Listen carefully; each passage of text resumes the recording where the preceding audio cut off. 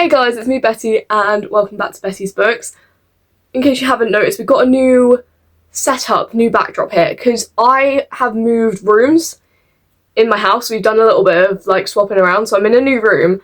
So over the next couple of videos I'm going to be trying out different places to see what's best, but I quite like this at the moment, so that's where we're at. But anyway, today is my first reading wrap-up of the year, my January reading wrap-up, and one of my New Year's resolutions is to start doing this monthly because last year it was a bit sporadic. So I'm just gonna get into it without further ado. But yeah, so I've got a little trusty piece of paper here.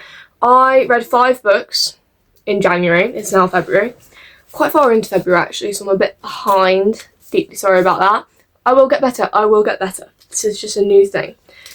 So I'm going to go through some of the formats that I read this month because I've actually had quite a variety, so I thought I'd go through them for you. So I read 3 audiobooks, 1 physical book and 1 ebook, and I also got my first NetGalley arc this month. It was very, very exciting, and that is the ebook that I read. And yeah, I was very excited about that and it was really good. So hopefully I get more e-arcs because it was just amazing and I felt very privileged to be able to read it before other people do. Right, straight on to the first book that I read in January. I read The Housemaid's Secret. It is the second book in the Housemaid series. I did this as an audiobook like I did the first one, and I gave it 4.75 stars. It was amazing. It was like on par, if not better, than the first book. And I read the first book in preparation for the film. I've still not watched the film, but here we are. And The Housemaid, the first one, basically follows this woman called Millie who basically gets a job cleaning this house. It's a live-in position. And something isn't quite right and things just kind of unfold from there. And this one follows like a similar format. But again, like the first book, the twist was absolutely insane. And there's like a big one and then other smaller ones happen. It's crazy. And I'm very attached to Millie, especially at this point in the series in the second book. And yeah, it was just like the action and the twists were like on par with the first one. It's not like it dipped. Like, because personally, in a lot of series, like the first book is amazing in my opinion and then the second book dips slightly. But this didn't do that at all. So yeah, I'd highly recommend this whole series. Carrying on with the next audiobook that I did in January, I read, what's it called? The Housemaid's Wedding, which is kind of The Housemaid 2.5. It's like a little novella, like the audiobook. I think it was only about 2 hours in between the second and third Housemaid book. It was okay. I gave it 3 stars. There wasn't, I don't know, I feel like it could have just been the epilogue to the second book because, I mean, it was like an important event happened, but it wasn't, I don't know. I feel like Frida McFadden, she tried to chuck in a little bit of action, like a little bit of tension, but it just didn't really amount to anything, in my opinion, and we just didn't really need it.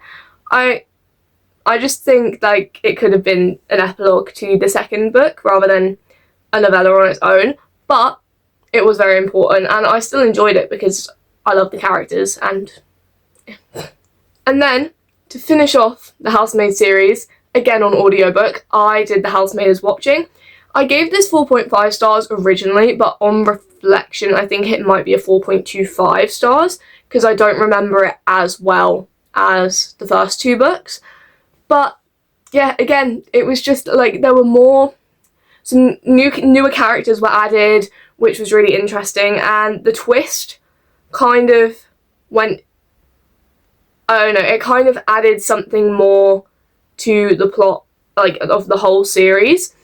I don't really know how, it's so hard not to, like, spoil anything, but it kind of follows a different format to the first 2 books, but it was still really, really good, and it involved the newer characters, and some old characters came back. It was a very good round off to the series. I just wasn't as attached and invested as I was in the first 2 books, but overall, if you just want like a fast-paced thriller then I'd highly recommend all of the Housemaid books. Like, I mean, I've not tried any other of Freedom McFadden's books, but I will in the future. So I think The Housemaid is it's a great thriller series if you want something quick.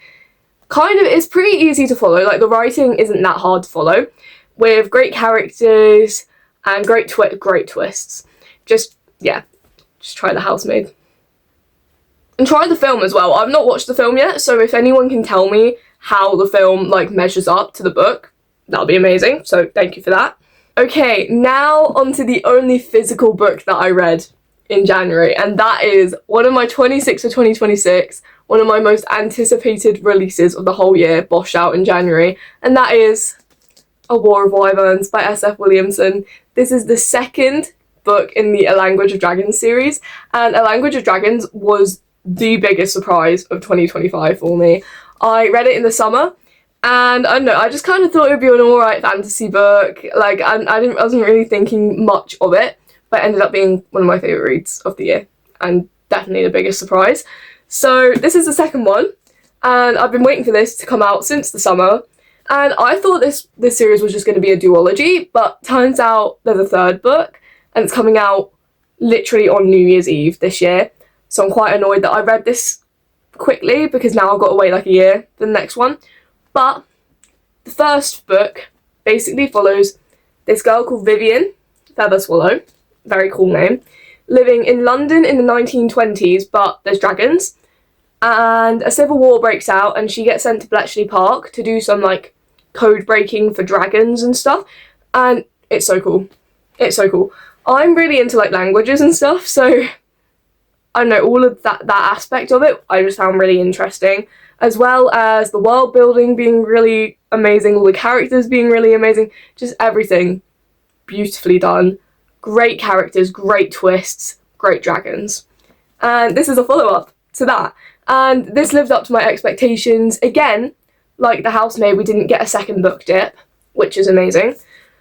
And this, just epic battle scenes in this. I've never really read, like, actual, like, battle scene. Well, I have, but just never any with dragons, and the way it was done, so amazing. I could see it in my head like it was playing out in a movie, and we got introduced to some new places in the world in this one. We got some new characters, and, like, none of it felt forced. Like, it didn't feel like, I don't know, just kind of adding them for the sake of adding them. Like, they all brought something new to the story, and all of the new places that we went to were necessary to go to for the plot. And this has been set up so well for a third book. And I was reading the end, and I didn't know there was going to be a third book. I thought it was just going to be a duology, like I said earlier. And, like, stuff happened, and I was like, is this just never going to get resolved? And then I was like, oh, there's going to be a third one. So there's going to be a third one. Yippee. Very happy about that. And that comes out at the end of December this year. So this is a 5. I don't know if I made that clear already. This is a 5 stars, and I'd highly recommend this series to just anyone looking for dragons, battles, languages. Like, even the language aspect was maintained in this as well, and we got to find out a lot more about, like, dragon, like, culture, which I thought was really interesting as well. And just, it's just a geeky dragon battle book is basically what I've got to say, and I loved it with all of my heart, and I can't wait to read the next one. And I highly recommend that you read them so that we can be excited for the next one together. So we're on to the last book that I read this month, and this is the ebook and my first NetGalley arc. I felt very privileged to be able to read this before it goes out into the world on its own little journey. And yeah, this is The Escape Game by Marissa Meyer and Tamara Moss. I have heard so much hype for this book, so I felt even more, like, excited that I got to read it, like, first. And I ended up giving this 4.5 stars. It basically follows this group of teenagers on a game show, a reality TV show, game show, like, where they basically have to solve escape rooms. And it was just so amazing. They were like, you got point of view of the 4 main characters, and all of the characters were, like, really unique, and I really, really enjoyed that. Like, they weren't kind of manufactured to be friends with each other. they all just kind of, I don't know, they were made individually, and they all just kind of slotted together really well in like this friendship that's just really well done. And the plot twists, the action, amazing.